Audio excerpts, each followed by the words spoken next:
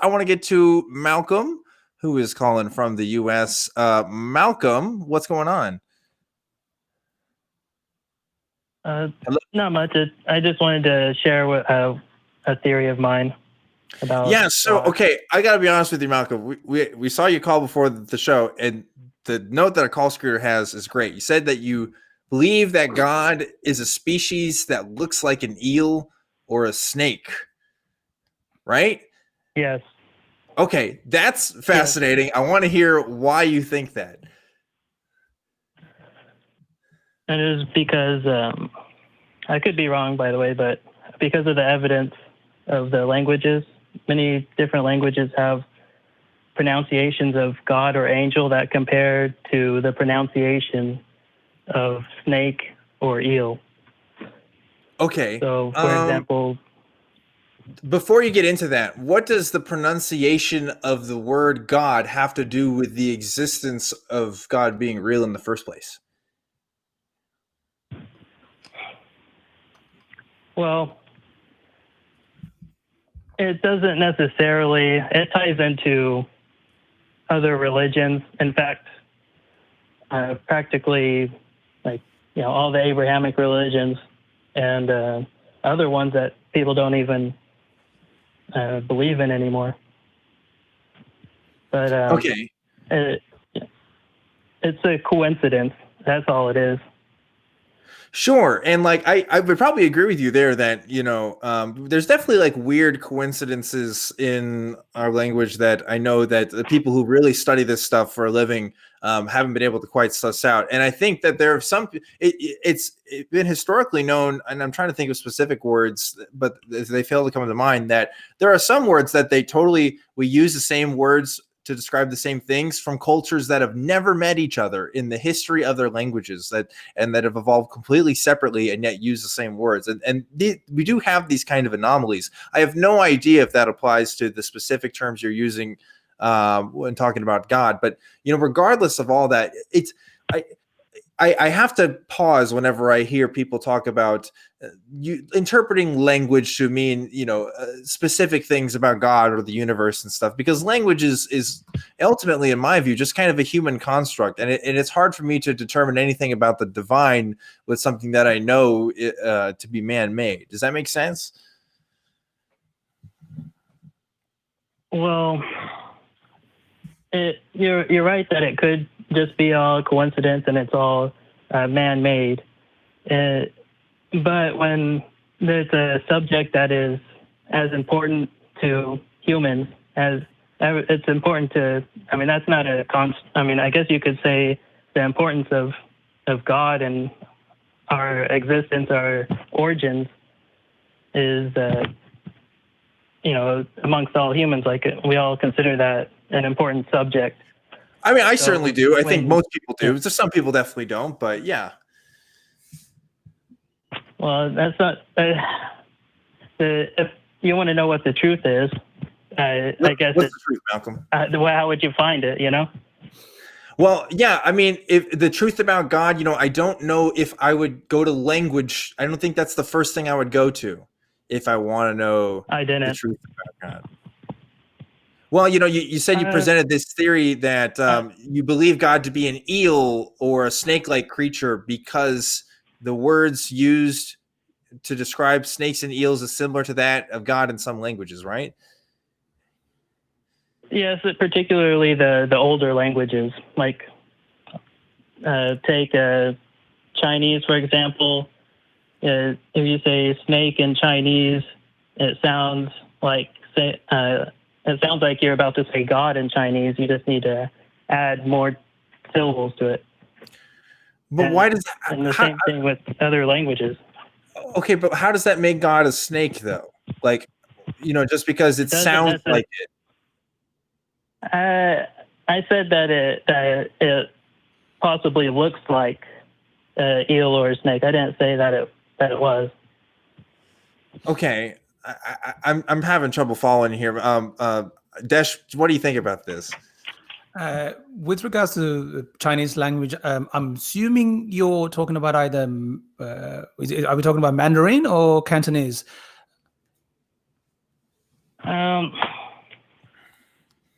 I don't speak Chinese. All I did was I used Google Translate. I translated for Chinese, Arabic, Latin, Finnish, Okay. a whole list of them. So I assume it's Mandarin. Now, one thing you need to know about that particular language, it is tonality is incredibly important to that language. The same written word can have 4 meanings because they have 4 different tones.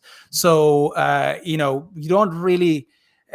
Again, I can't say I'm necessarily following where you're coming from. I feel as if you listen to linguists like John McWhorter, who talks about origins of language, we know that language is fundamentally man-made, and some languages have developed, as Dan pointed out, with very similar wording.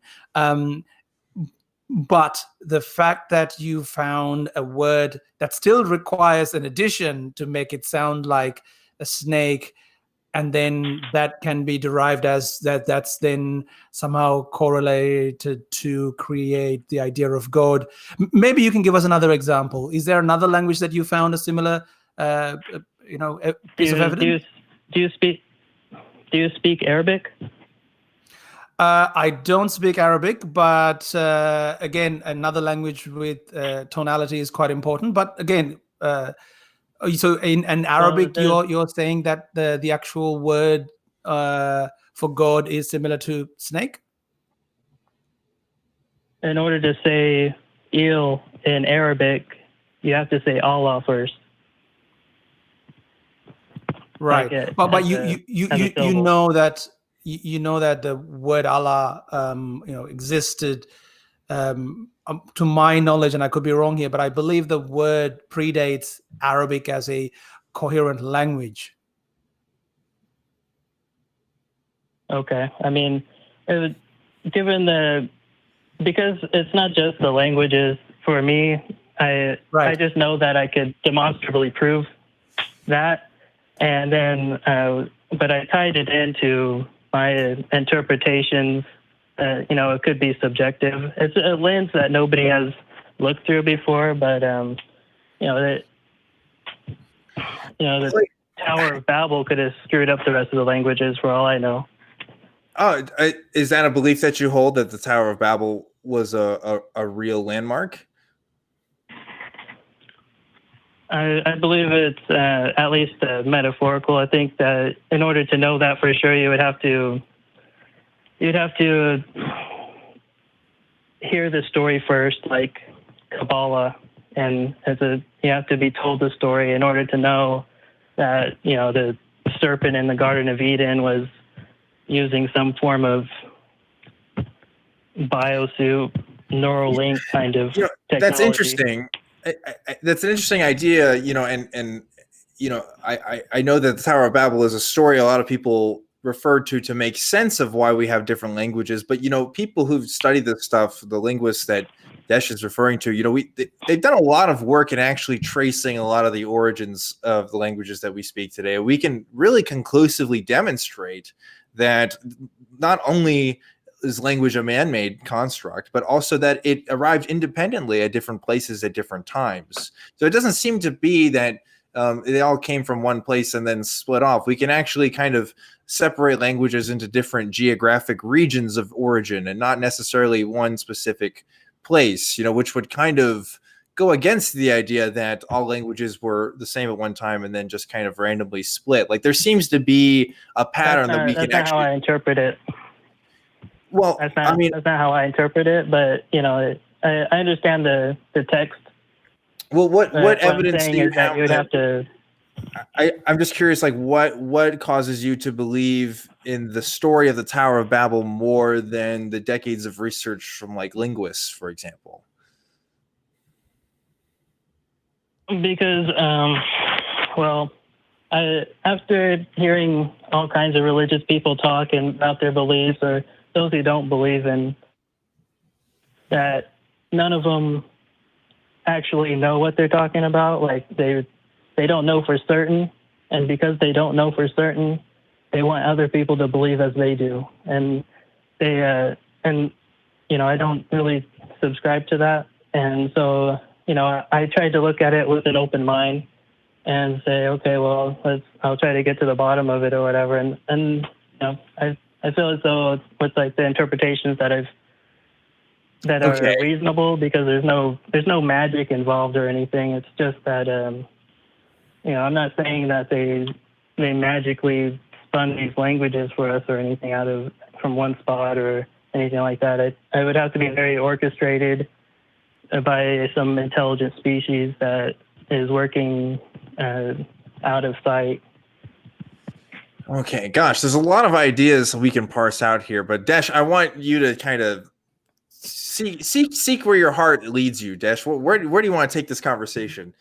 Look, what I would say is, if I want to explore the language and pretty much where Malcolm is going here, I would really also look into what the linguists are saying. I would really read, or actually listen to Joe McWhorter's podcast. I could not recommend it enough. Origins of language and origins of religious text, and how language has been integral with regards to telling of stories, and then retelling of the same stories, various versions of the stories, and how the stories were smuggled across countries to tell the same stories slightly with the cultural touch that is relevant to the area of the retelling. So, I think we have we want to find answers to deep questions.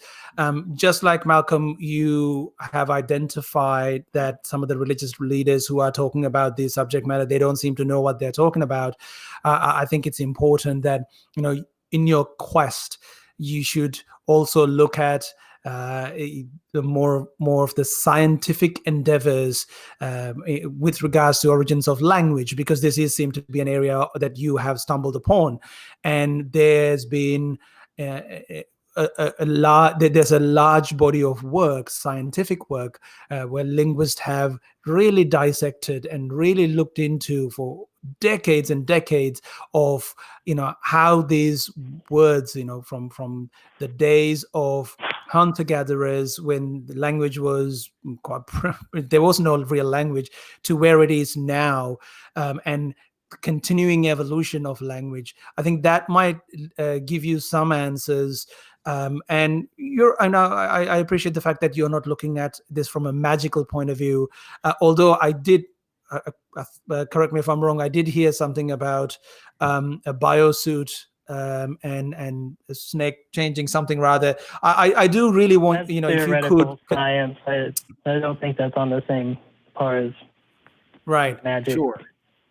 Well, Malcolm, my observations in this is you have a right to distrust people who talk about expertise on religion. That's fine, but there's an appeal here to traditional wisdom that I'm seeing, and I think that's pretty common amongst a lot of people. They want to go back to the old ancient masters and see what they have to say. But I think about it like this: it's what makes the person that wrote the Tower of Babel story, for example, more qualified to talk about that subject than anybody else, or what makes the person who wrote the story of our origins in the book of Genesis more qualified to talk about that than, say, the scientists that we have today who've been studying this stuff for a long time.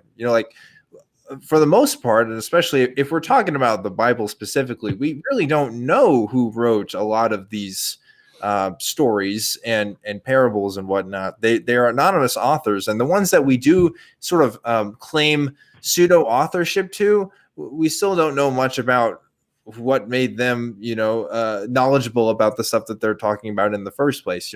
You can make an appeal that maybe this is some sort of divine revelation, but as far as I know, I don't know a way to demonstrate that to be true. So if you were wanting to convince me, for example, that this idea that God might be a Neil snake thing, there's a lot of ground you have to cover first. And one of that being like, okay, what makes even the construct of God from these stories, even remotely true to some extent. So there's just kind of a lot of work to do there. But I appreciate you calling in. It's pretty interesting. God, I'm not gonna lie, I never had a conversation quite like this one. So Thanks, Malcolm.